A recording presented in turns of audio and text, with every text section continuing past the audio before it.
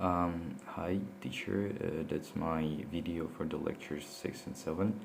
So there was terms which I was supposed to explain. So I already read the text, so I will explain it. First is freedom. Freedom in philosophy. Freedom refers to the capacity of individual to act and make choices without external constraints or coercion. It involves the absence of obstacles or limitations that impede one's action on and its ability to exercise autonomy and self-determination. And I guess that's kind of obvious when we talk about freedom. We talk about freedom of choice, when you are free to act and do whatever you want. Liberty, I guess liberty is like really close to freedom. Yeah, liberty is a concept closely related to freedom, emphasizing the absence of arbitrary restrictions on individuals by external forces such as the state or society. It involves the protection of individual rights and the recognition of personal autonomy. Yeah, autonomy, a really great word, I guess. Autonomy, when you're free, when you get a freedom, and when you're free to make by your own, that's autonomy, I guess, personal autonomy. And again, yeah, liberty, it's about protection of individual rights. Nowadays it's like really popular thing, I guess. Determinism is the philosophical position that suggests that all events and actions are causally determined by prior events or conditions. According to determinism, the laws of nature and the initial state of the universe determine all subsequent events, including human action, leaving no room for genuine freedom or free will. Free will, especially free will, is the belief in the capacity of individuals to make choices and decisions that are not determined by external forces or prior causes.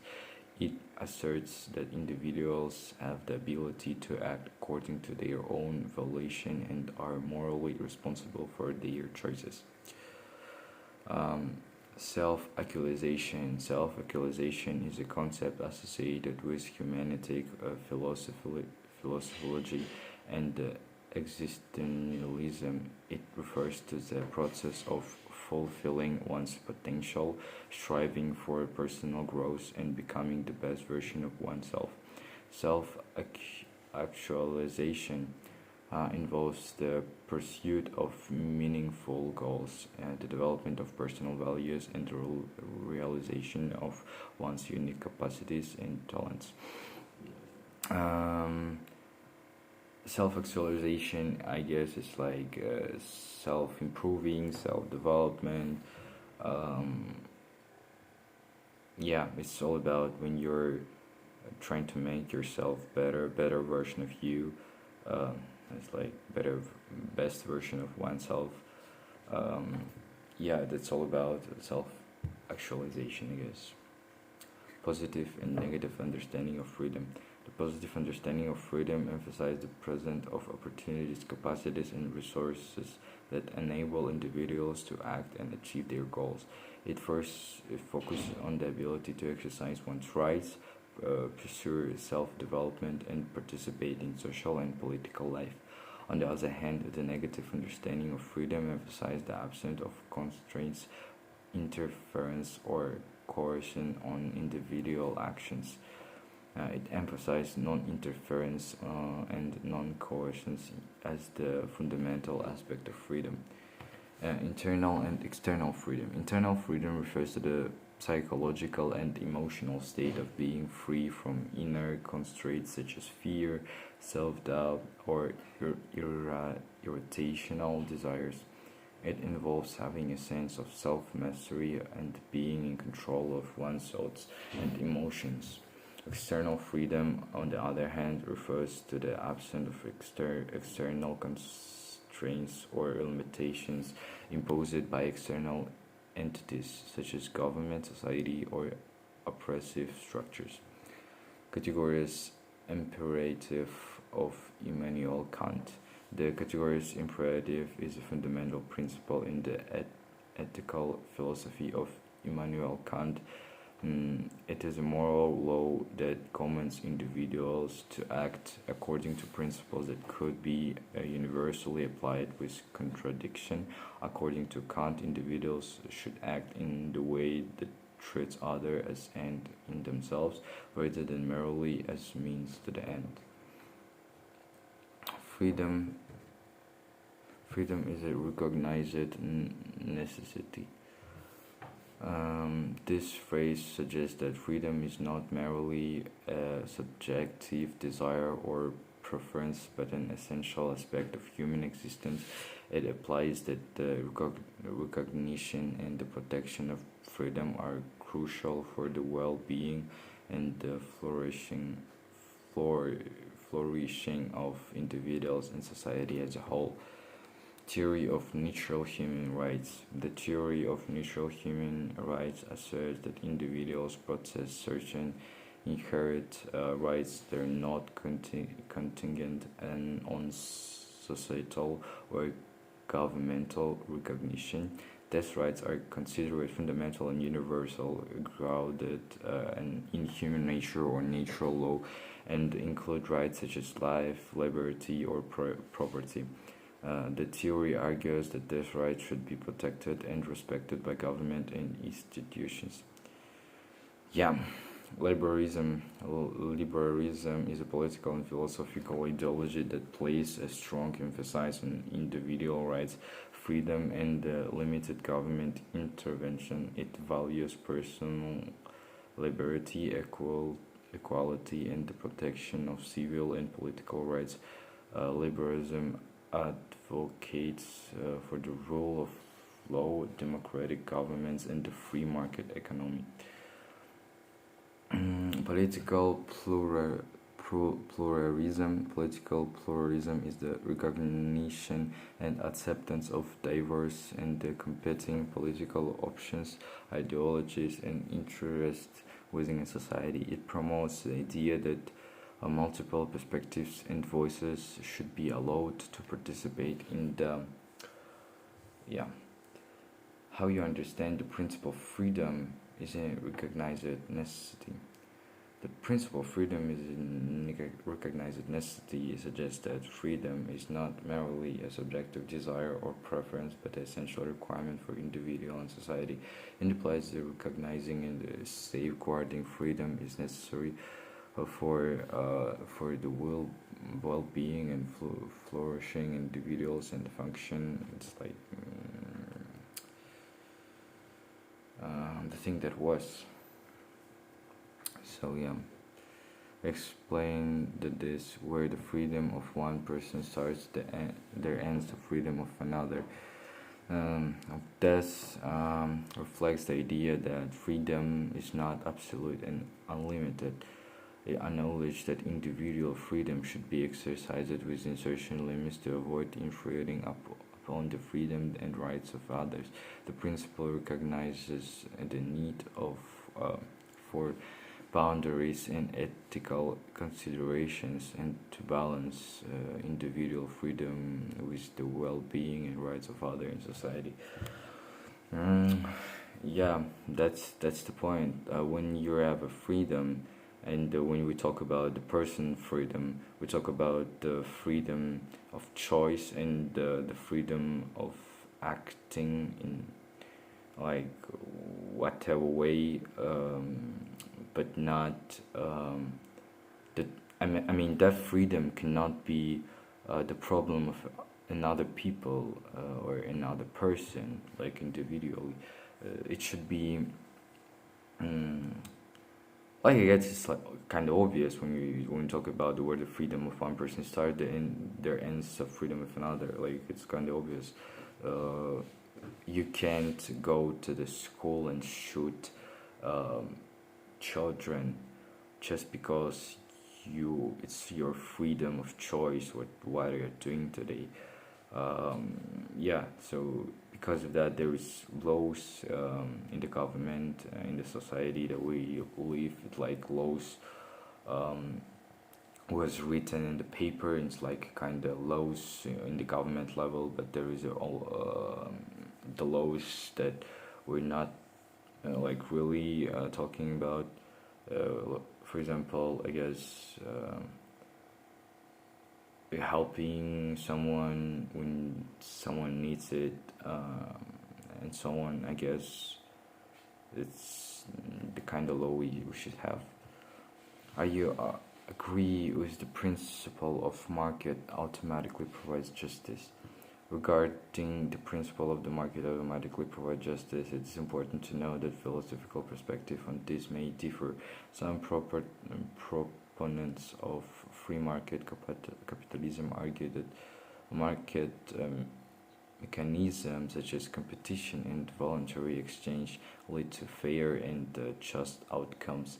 They believe in that the market, when left unhindered, tends to allocate resources and distribute wealth in the efficient and equitable manner. However, critics of this perspective argue that unregulated markets can lead to inequality, exploitation, and the concentration of wealth and power in the hands of a few. They contend that justice and fairness require deliberate intervention and regulation to counteract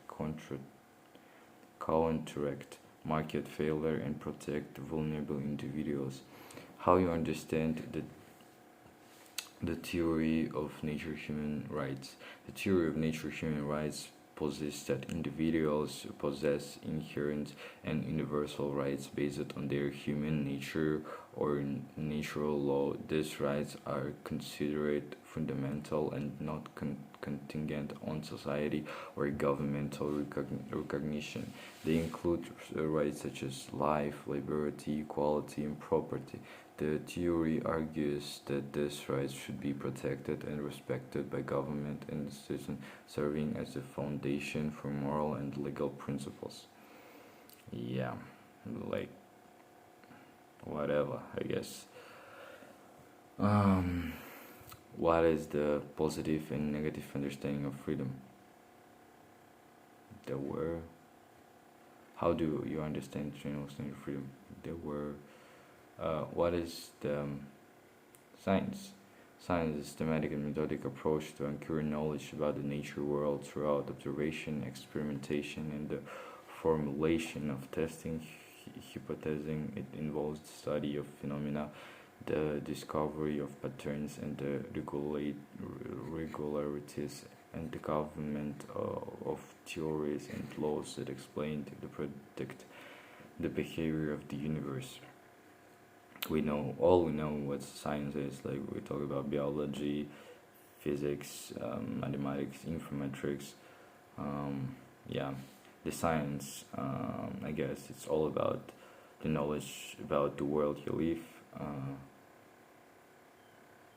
and knowing new information about the world you live by experimentation, formulation, and observation. What is the purpose of science? The purpose of science is to understand the working of the natural world, as I said, to explain natural phenomena and to make predictions about future events. Well, it aims to provide reliable and evidence-based explanation for the phenomena we observe, allowing us to make informed decisions, solve problems, and improve our understanding of the world around us. When did science arise? Origins of science can be traced back to ancient civilization, but the formulation of scientific um, methods and practices began in ancient Greek around the 6th century BCE. Philosophers such as Thales, Pythagoras, and Aristotle made significant contribution to the early development of scientific thought. That was interesting, I guess. What classifications of science in the history of philosophy do you know? In the history of philosophy, there have been various classifications of science.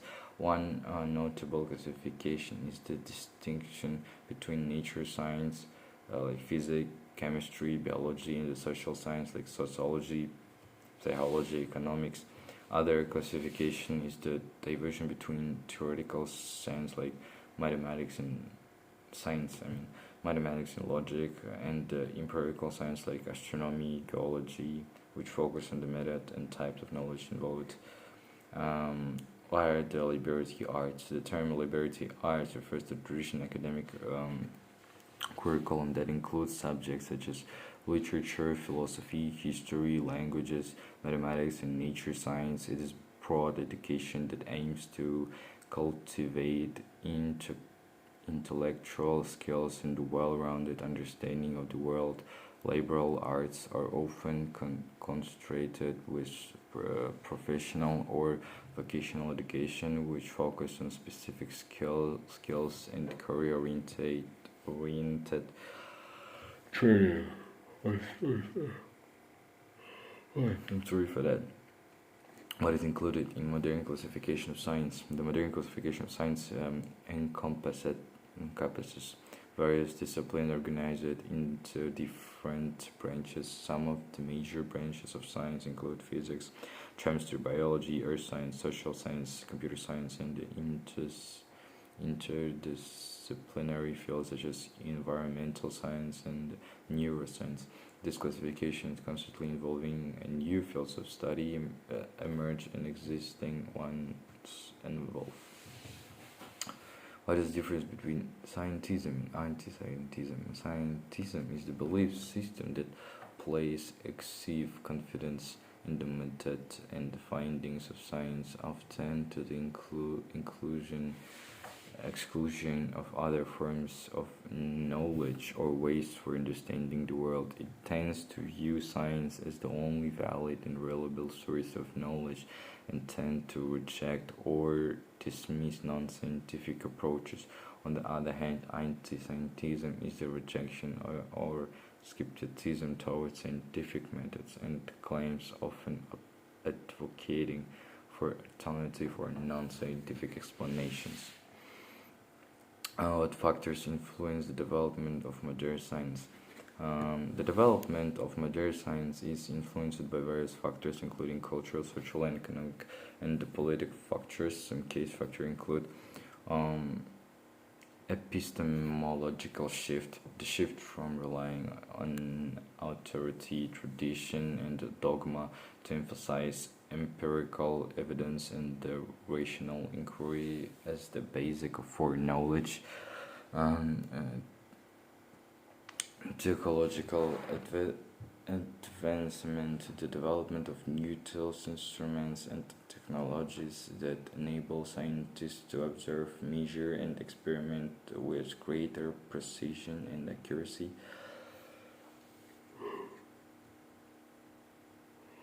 I'm sorry for that again. Institutional support, the establishment of scientific institution, university research center, and the founding agencies that provide resources, support, and the conducive environment for scientific research. Communication, collaboration, the exchange of ideas, information, findings for publication, conference, and collaborative network allowing scientists to build upon each other's work and advance knowledge collectively. Philosophical framework, the development of philosophical framework and paradigms such as the scientific method, empiricism, logical positivism, and falsificationism, which provide a scientific approach to scientific inquiry and reasoning. It's important to note that this philosophical perspective on the development of modern science and other perspective in the international exists as well. What units the various stages of the positive tradition in the philosophy of science? The positive tradition in the philosophy of science is united by common emphasis on empirical observation empirical observation, scientific methodology, and the verification of classification scientific claims. Also, there are variations within the positive tradition. They generally share the belief that scientific knowledge should be based on empirical evidence and logical analysis. Wow. What is the essence of the verification principle, the central position of logical positivism? The verification principle central to logical positivism states that the statement or proposition is meaningful only if it can be empirically verified or confirmed through direct or indirect observation. According to a logical positive statement that cannot be verified are considered meaningless or nonsensical. This principle aimed to establish a creation for distinguish meaningful scientific statements from those that are purely speculative or metaphysical. Okay, what is the sense of the principle of falsification according to Popper? The principle of falsification, as proposed by Karl Popper, suggests that scientific truths should be falsifiable, meaning they should make specific predictions that can be tested and potentially disproven throughout empirical observation. Popper argued that the scientific progress is achieved through the continuous testing and the potentially falsifying of theories raised and their verification. According to Popper, a theory gains strength not by being confirmed but by surviving attempts at falsification. How does Thomas Kuhn explain what the paradigm is? Thomas Kuhn's concept of paradigm refers to a set of accepted theories, methods, and assumptions that form a shared framework within a scientific community at a particular time. The paradigm provides the basis of scientific inquiry, guiding research, problem solving, and interpretation of data. Kuhn argued that the scientific progress occurs through shifts or revolution paradigm where one dominant paradigm is replaced by another due to anomalies or problems that the existing paradigm fails to resolve. This paradigm shift result in significant changes in scientific knowledge and practices. What are the main problems of philosophy of technology? The philosophy of technology raises several key problems and questions.